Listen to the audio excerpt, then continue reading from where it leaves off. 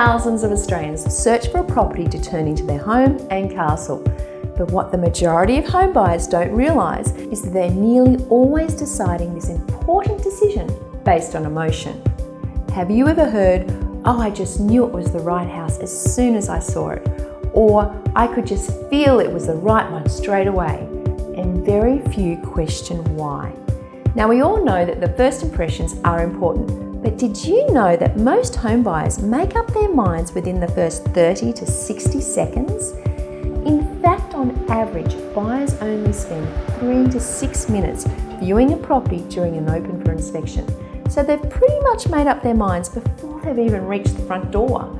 So now that you've heard this, you might be thinking to yourself that having a house that looks pretty good from the street is kind of important, and you'd be right.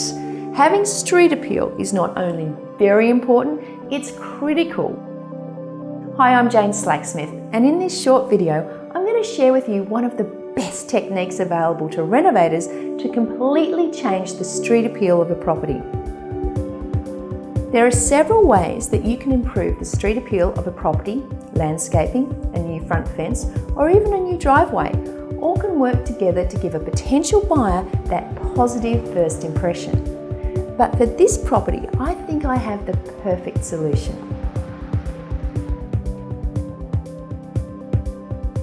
So we know renovation is all about perception, no more so than its street appeal.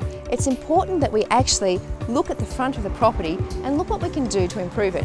Now, this is not going to be a cheap option, but I reckon that a bit of render on this property is actually going to make it really lift in value and perception, and it's going to look great from the street. Rendering starts at about $40 a square metre.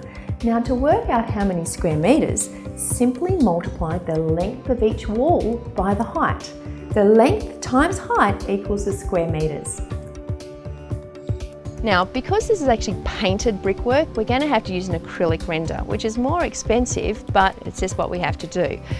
Normally we'd use a sanded cement, and unfortunately we can't do that here. Now, we're going to get rid of these 70 sills. We're going to ask the renderer to cut them off, create a nice profile here, and this rendering is really going to add so much value. It's going to make this property look really great.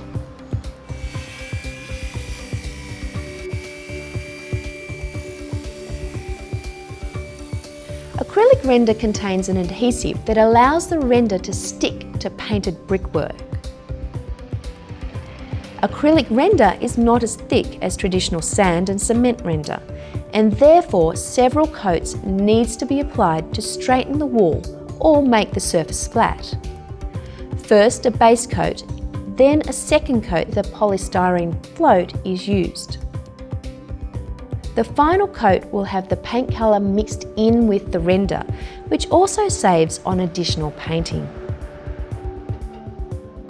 Before the renderer began, the old brick window sills were removed and the gap was filled with a mixture of sand and cement.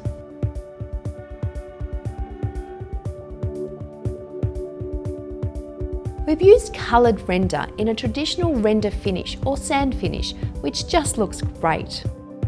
The total cost of the rendering was $4,400. What an enormous change it has made to the street appeal.